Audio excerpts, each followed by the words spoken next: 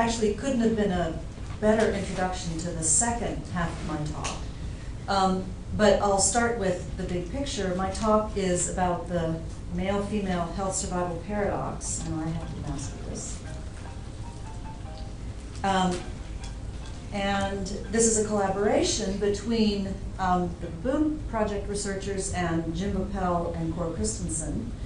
What is the male-female health survival paradox? Well, Lois Verbrugge put it nicely in 1985 when she said, as long as vital statistics, health surveys, and medical and hospital records have been available for the United States, they've shown higher mortality rates for men, but higher rates of morbidity and health services for women. And this is actually true not just in the United States, but in all nations in which it's been examined, which is primarily Western industrialized countries. And a big question is, why is this so? And that question motivated, to a great extent, a PO1 grant that Jean and I submitted with Jim Boppel and Cor Christensen that was funded by NIA, that was intended to really try to understand both parts of the paradox in some detail, the higher male mortality and the higher female morbidity, both by looking at humans and testing a range of hypotheses in humans, that was Cor and Jim's components, and by trying to develop a non-human animal model of the paradox. And that was our piece. So the male-female health survival paradox, of course, is typified on the one hand by women having typically longer life expectancies than men. This has been documented since the first ever sex-specific life tables were put together for Holland and France in the mid-1700s, and 2.5 centuries later, the pattern still holds. It's best documented in Western industrialized societies, as I mentioned, but a female survival advantage has been, as I understand it, seen in virtually every human population, contemporary human population that's been examined, and also typifies, during at least some periods, all of these three hunter-gatherer populations, suggesting that it potentially has deep evolutionary roots, or at least deep historical roots. The health part of the paradox, the data for this are confined to, as I said, more Western industrialized societies. Women generally have poorer health than men, in that men self-report better health throughout life. Men are physically stronger throughout life, have fewer limitations in activities of daily living. Women show higher average reported numbers of incidents for this whole range of diseases. This is only a subset. There are others. This list could go on. There are some diseases that men suffer from at higher rates than women. Cardiovascular diseases, of course, famously, are more prevalent among men. Men are more frequently injured than women. And my favorite, gout. Gout is just sort of an example of a few diseases that men are more vulnerable to than women. But on the whole, it swings the other direction. Two nice reviews of this, 22 years apart, if you're interested in learning more. So this talk is framed under the conceptual umbrella of the health survival paradox, and it has two empirical parts. One part asks the question, what do health and survival patterns in humans living in demographic circumstances look like relative to the industrialized West? Do they show a non-paradoxical pattern? And this work is primarily the work of Cor Christensen and Jim Boppel, and I'm presenting on their behalf. This is not my area of expertise, but I've been schooled by them, so I'll do my best. And then the second part, as I mentioned, is health and survival in a non-human primate population, with the intention of asking, can we find an animal model for the health survival paradox? So with respect to the human data, health and survival patterns in unusual demographic circumstances, Cor set out to ask three particular questions that I'm mentioning here. I should say that PO1 has had a pretty wide-ranging set of questions and results, but the set that we're presenting here, we thought provided a nice contrast. So, is the male health advantage present in a contemporary Russian population with extreme excess mortality? The logic of the question here is that in modern Russia, as you'll see in a minute, the male-female difference in life expectancy is the most extreme that's ever been recorded. And Core hypothesized that given such an extreme difference between men and women in life expectancy, perhaps the male health advantage would start to diminish or even disappear. He also asked whether the female survival advantage was present in the late 19th and early 20th century Mormon population in Utah. The logic of this question is that that was a population characterized by extraordinarily high fertility until about the turn of the 20th century. They entered the demographic transition late, and low male risk-taking behavior because social norms of the Mormon church prescribed smoking and drinking. And then finally, was the female survival advantage present in other 19th and early 20th century human populations? How far back in history can we document it? And what was it like relative to the modern one? So with respect to the first question about Russia, these are the data on life expectancy. You can see that the second column, which is difference in life expectancy in years, the female advantage, has actually grown since 1953, reached an extreme level of 13.5 years in 2005, has now fallen to about 12 years, which means that the life expectancy of a woman at 75 is actually 12 years longer. The life expectancy of a Russian man is 63 years. Causes of death for young and middle-aged adults, cardiovascular diseases is the biggest cause of death. Violence and accidents and alcohol-related causes are also important. The question is, in this context, do we still see a male health advantage? And the answer is yes for self-rated health. What you see here on the y-axis is the percent of individuals that are reporting poor or fair self-rated health as opposed to good health. Russian women are the top line. Russian men are the middle line. And these two lower lines are Danes, women in dashed line, men in solid lines. The Danes show a female disadvantage in health, but it's very slight, and Russian men and women show a larger gap between each other and are greater than the Danes. The answer is also yes for the ability to climb one flight of stairs. Again, the top level is Russian women. The second one is Russian men, and here are Danes who are catching up to Russian men in their 70s and 80s, but don't achieve the level of Russian women. The answer is also yes for the ability to carry a bag of groceries. 40% of Russian women in the late 50s report they're unable to carry a bag of groceries, compared to 18% for men. And yes for depression. Russian women also experience higher rates of depression. So in spite of an extraordinary difference in life expectancy, the male health advantage in Russia appears to be even greater than it is in the West, where the survival advantage for women is less extreme. What about the Mormon population? As I mentioned, the social norms of the Mormon church suggest that male mortality may be lower than in other populations at the same time, no smoking or drinking. Women had very high fertility, and so Core predicted that the female longevity advantage in Utah would be lower in the middle of the 19th century and would gradually increase as fertility dropped and women's survival increased, presumably in response to that. And he compared it with Denmark and Sweden during the same period. And the answer to that question, was the female survival advantage present in the late 19th century, is yes. Pay attention to the first panel. The y-axis is cohort life expectancy as a function of birth cohort year. The dark line is women, and the dashed line is men in all three of these panels. This is Utah. In the first 20 years of settlement on the frontier, there was very little sex difference in survival, and mortality, not shown here, was quite high. But very quickly after the settlement period, women showed the typical advantage in survival long before fertility began to drop, long before the demographic transition kicked in. This is Sweden and Denmark in the same period.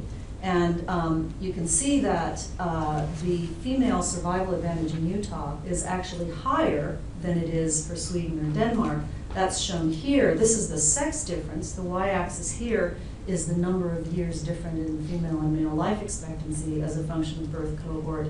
Very low difference in those first 20 years of settlement when there were extreme hardships and famines and high mortality. But soon after that, the female survival advantage actually exceeds that of Sweden and Denmark. So the female survival advantage, again, is present in a somewhat surprising context. At least this component of the paradox. We don't have health data for the women. Was the female survival advantage present in other 19th and 20th century populations? Well, yes, but it was smaller than it is today. And in fact, I'll go back to this panel that I just showed you and point out how rapidly in both Utah, Sweden, and Denmark, the female survival advantage is increasing between 1850 and about 1920. Here, the data are shown slightly differently. This is the sex difference in survival in France as a function of years between about 1810 and the 2000s, this time divided into life expectancy at different ages. So the solid line is life expectancy at birth, the dashed line is life expectancy at age 15, and this line is life expectancy at age 65 and above. And in all cases, the female survival advantage is increasing quite dramatically over the decades. Oh, whoopsie, sorry. Life expectancy, oh, I don't think I can I go back? Yeah. Life expectancy in adulthood is not increasing dramatically. In middle adulthood is not increasing dramatically, but there is still a female advantage. Here's the data, a different set of data shown in a slightly different way. Again, the y-axis is the male-female gap as a function of age for 5 different populations. The lowest population line here is Sweden in the 1900s, and the other populations are all populations in this century, the first 15 years of this century. The female survival advantage at all ages, except for very early infancy, or childhood, is higher now than it was in Sweden in the 1900s. So the female survival advantage appears to be growing. Typical of the Swedish population, I'm told, is typical of other European 18th and 19th century populations. So even when the female survival advantage is at its most extreme in 21st century Russia, females do not appear to have a health advantage. A female survival advantage occurs even when male risk-taking behavior is low and female fertility is high.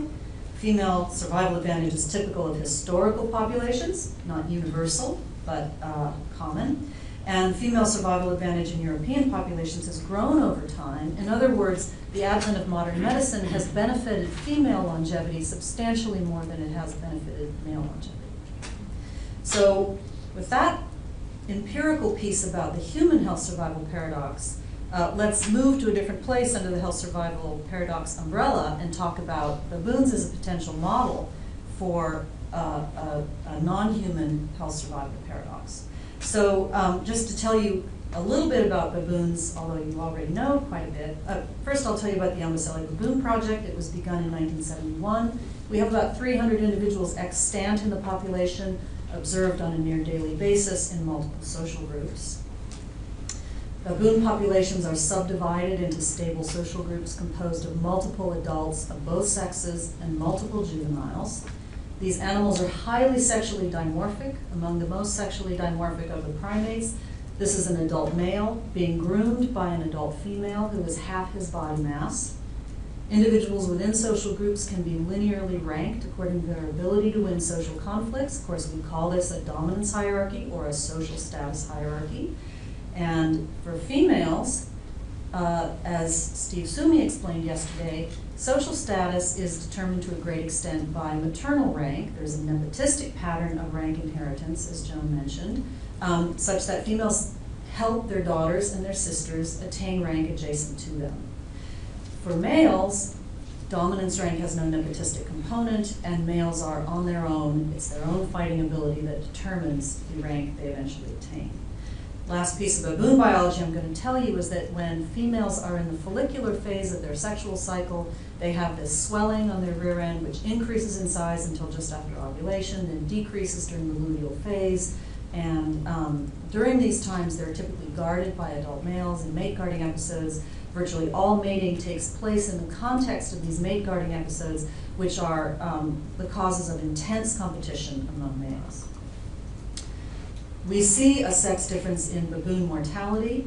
that is characterized by higher adult male mortality than adult female mortality. Males are blue, females are red. The y-axis is age-specific mortality, x-axis is age. And in fact, the mortality component of the health survival paradox is very well supported. Males have higher mortality in adulthood than females. And this is another way of looking at the data. The y-axis again is this is the log of the age-specific mortality as a function of age in years. And these are the fits of the Gompertz models that describe male mortality and female mortality. And you can see that Gompertz parameter B, the rate of acceleration in aging, is higher for males than it is for females.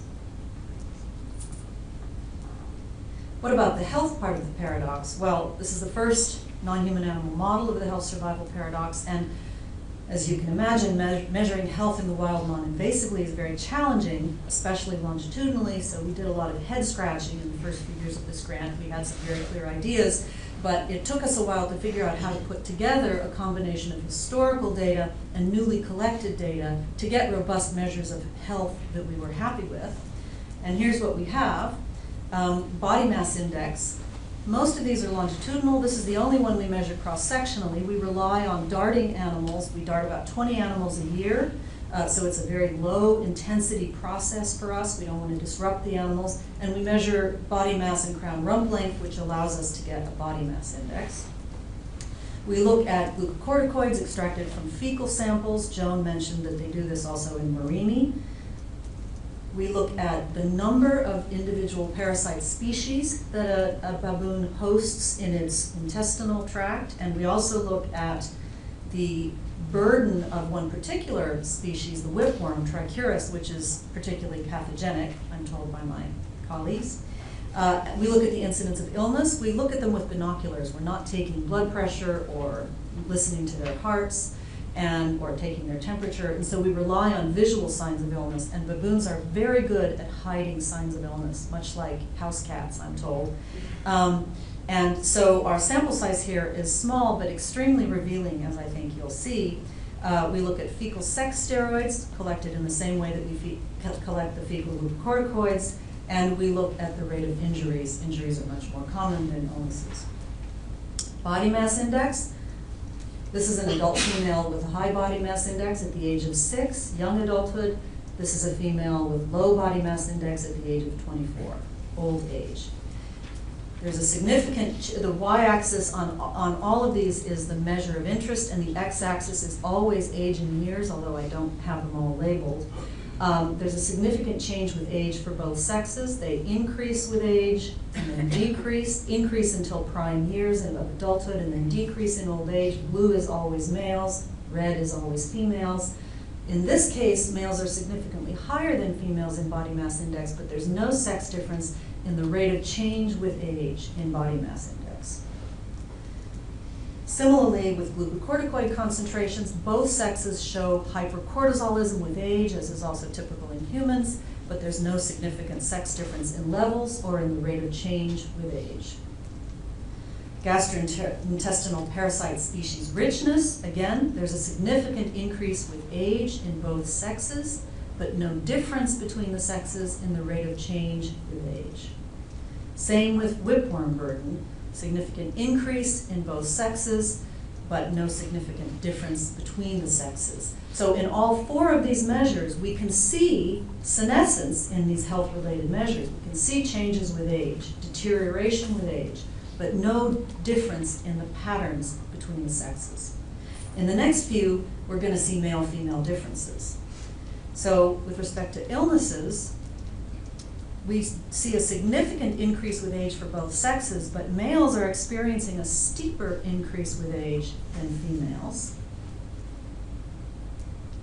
And sex steroid hormone concentrations, there's a significant decrease with age for males, quite a striking decrease in testosterone, but no change with age in estrogen content, in estrogen excretion for females. So females do not go through reproductive senescence in the middle of life and then have a long post-reproductive lifespan. They reproduce until well into old age. So males are deteriorating more rapidly than females on this measure. And then finally, for injuries, we see a significant increase with age for females and a significant decrease with age for males, but we wouldn't call this a situation where males are better off than females, because males end up at the same level in old age that females end up at. So, because this is also a talk about a workshop about sociality, I want to point out that males also deteriorate more rapidly than females in two important aspects of the social environment. I've already told you how we measure social status, social rank. What I haven't said is that rank is extremely important in determining reproductive success for both sexes. For males, it has a big impact on mating opportunities. Higher ranking males have higher mating opportunities. And for females, it also affects fertility in that it shortens birth intervals. So we know that dominance rank is important. Dominance rank also affects the age at which you reach maturity. You seem to be accelerating your maturational schedule if you have a mother who's high ranking. Probably all this is about access to nutritional resources. So in social status, what we have on the y-axis is high rank at the top of the axis, low rank at the bottom of the axis as a function of age. You can see that although females do decline somewhat with age in dominance rank, the pattern is not nearly as dynamic as it is for males, who reach a very high rank early in adulthood during their prime years and then fall rather dramatically throughout the rest of life. And so this more rapid deterioration in social status for males is mirrored in social connectedness. Our social connectedness measure is very similar to Jones' sociality index. It's an aggregate measure of grooming relative to other individuals in your social group, both grooming and being groomed. And the y-axis here shows connected individuals on the top part of the axis, isolated individuals on the bottom part of the axis. For females, there is a decline with age in social connections with adult females. For males, again, there's a hump-shaped. Males increase until prime age and then dramatically decline so that older males are very socially isolated on the whole. So the $64,000 question for us is, to what extent do these measures affect survival? Jones already told you that in Warimi, they found that social connectedness of females to females affects female survival. Well, we have a similar result in Ambicelli. Social connectedness predicts female survival. The y-axis here is the survivorship. You can see, and this is age. The females in the 25th percentile of connectedness to other females live about 2 years longer at the median than females who are in the 75th percentile of connectedness to other adult females. A piece that we've added is we've asked, what about females' relationships with adult males? Do those also contribute to survivorship? And in fact, they do. Both connectedness to males and connectedness to females contribute independently and at about the same magnitude to survivorship. The effect for males is slightly larger, if anything. Sorry, survivorship of females. This is survivorship of females. This is females being connected to, adult males on this panel or adult females on this. So these are different relationships, both connecting and predicting independently survivorship. We haven't yet asked the question about adult males. Adult males are a little trickier because it's harder to measure mortality in adult males, but we're working on that. Now, social rank, presence of kin, and group size had no effect on female survival when social connectedness was included in the model, but all of them themselves are predictors of social connectedness. And I'm going to show you that, and that's my last slide. So connectedness to other females is predicted by age, as I already mentioned, although it's a less dramatic relationship than it is for males. Younger females have higher connectedness. Joan very nicely demonstrated that females depend on their mothers and their daughters for social connectedness as a female, and their peers. As a female ages, she loses her peers, a euphemism for having them eaten by leopards. Her mother also dies. She gains in number of adult daughters, but as they mature, they become increasingly occupied with their own offspring, with her granddaughters. So she loses connections to adult females as she ages. She also trades off connectedness to males. It looks like they don't have time to cultivate close relationships with both, so there's a weak negative correlation between connectedness with males and connectedness with females. Connectedness to males is predicted by social dominance rank. Higher ranking females have higher connectedness to adult males. We think this reflects the fact that males are a resource for which females compete, and higher ranking females are more effective at gaining that resource. Group size matters because males are disproportionately more abundant in larger groups, and here again is that trade-off between connectedness to males and connectedness to females. So in conclusion, wild baboons don't show a male-female health survival paradox to the extent that we can measure now. On all the health measures we examined, males are deteriorating at a similar or higher rate than females. Males also deteriorated more than females on social measures, social status, and social connectedness, and that may well be contributing to their higher mortality. We don't know that yet. Connectedness to both males and females affects female survival, and social status affects female survival only indirectly because it affects connectedness to adult males. And I'm done.